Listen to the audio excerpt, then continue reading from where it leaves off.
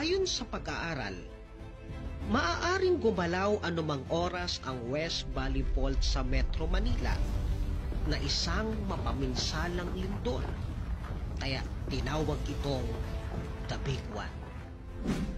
Dalawa ang pangunahing dahilan kung bakit nagkakaroon ng lindol. Ito ang tectonic earthquake at volcanic earthquake. Ang volcanic earthquake ay nagsisimula sa pagsabog ng bulkan. Sumasabog ang bulkan kapag gumalaw ang magma sa ilalim ng lupa na kung tawagin ay magma static pressure. Kaya nakakaramdam tayo ng pagyanig o lindol. At kung titignan natin ang geographic location ng Pilipinas, tayo ay kasama sa Pacific Ring of Fire, kung saan ang lugar na ito ay nagtataglay ng maraming aktibong bulkan.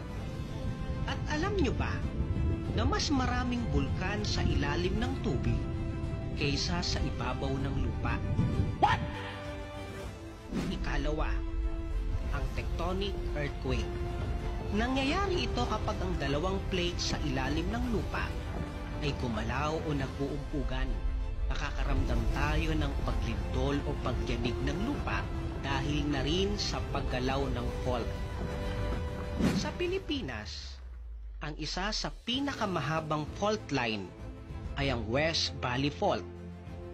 At kapag mas palaki ang fault line, mas malawak ang pinsala sa oras na ito ay gumalaw.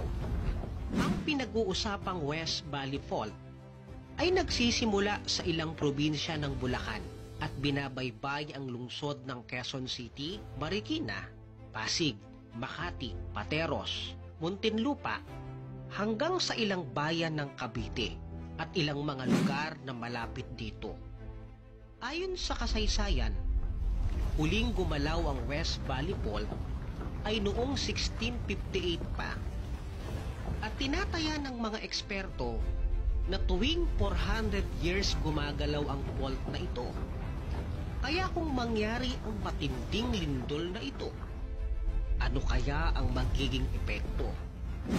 Ayon sa pagtataya ng PBOX, kapag gumalaw ang West Valley Fault, aabot sa 250 milyon na kabahayan ang masisira. Hindi bababa sa 9 na tulay ang masisira. 400 gusali ang babagsak. 13 kilometro ng linya ng kuryente ang mabubuwal. Kaya magkakaroon ng